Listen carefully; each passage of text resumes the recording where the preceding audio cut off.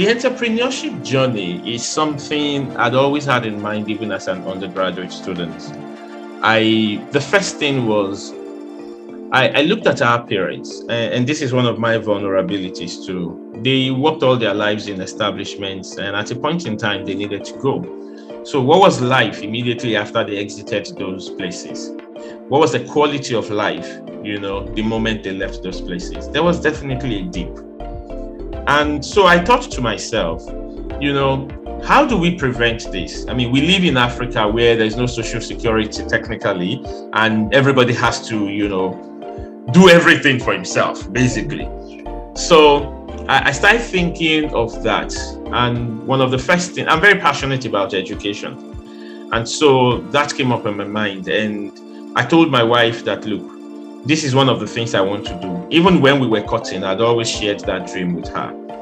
So at a point in time, I had one of the artisans who worked with me when we were building our house told me about a property that was up for sale. So I said, okay, let's go see it. We checked it out. I saw it was a nice, it was one of those old buildings, but that time you will know it's the house of a wealthy man. I mean, the architecture, everything was classic for the time when it was built. I think the man said he built that place maybe 1990 or 1991 or so, thereabout. So I'm like, wow. And I thought to my wife, okay, we live on the mainland, we work on the island, and very many of us leave our homes very early in the morning, 5 a.m., 5:30, 6 a.m., to be able to make it on time to the office. And I could imagine how many families struggled with where to put their children when they are setting out that early, because obviously the schools weren't open at that time. So I thought, how about setting up a crèche that worked 24 hours? And then the teachers or the caregivers there will be nurses whom we would give Montessori education training, so that when parents come there, they can drop their kids.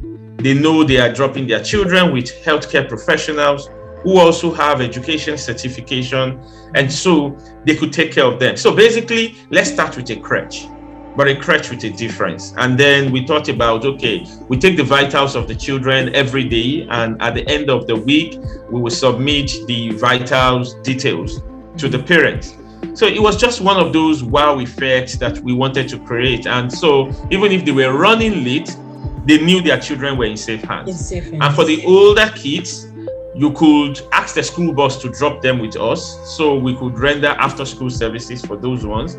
And it was also at a point in time when there was this maid from hell being trending in Nigeria, where housemates were abusing children of their principals and all of that.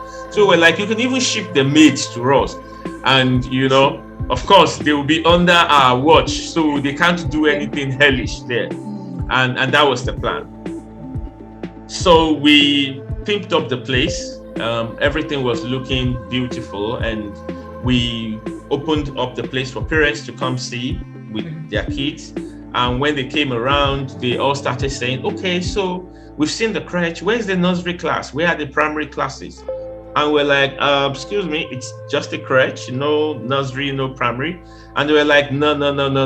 I can't drop one child here and then go drop the other somewhere else. You need to give me a nursery. You need to give me a primary. And I turned and looked at my wife. I said, this is not what we plan to do. And she was like, listen to the voice of the customer. You always teach it. So I'm like, okay, maybe we should convert some of the classrooms to, nursery and primary. And then during one major long break, we could then raise the building and all of that. And she was like, yeah, right. That's how easy it is to raise a building. So we're not going to open up. She's got some of those cliches that, gets to me sometimes. And I give her that look. That's interesting. So I eventually, we did not open at that point in time. So we had to then get in the engineers again and came up with a completely different drawing and pulled down the building, and we constructed something else, two-story building. And that was how the full-fledged school was born. So it was from, the request of the parents. And I mean, it's been 5 years now, and we're doing well. Great, Um, great. Wow. we're thinking of several other entrepreneurial adventures we want to get into. Like diversity talent was also an entrepreneurial adventure for me at the beginning, because I felt like I had these skills. There was this medium and small scale enterprises springing up across Nigeria, and many of them could not afford the big four consulting to come and help them with strategy and organization design. And I wanted to carve that niche for myself. And that was how I saw the opportunity, and I immediately, went into it. And gradually, I hired staff members to work for me, serving various businesses. And so it was easy for me to be able to step back and do things from the board while the rest of the team simply ran the organization. And the same thing for the school. So it's got its own head, and the teachers and both the teaching and non-teaching staff. And so they only reach out to me when it comes to board decisions and sometimes financial decisions, because they have some limits within which they can spend. Anything above that limit needs to come up to the board. And I had to set up a couple of other people too. My lawyer was involved. I brought him in on the board, and a couple of other, friends of like-minded passion. And we just wanted to create qualitative education that prepared children for the future world of work, and not just looking at what is existent today. Like we know, the world is changing so fast.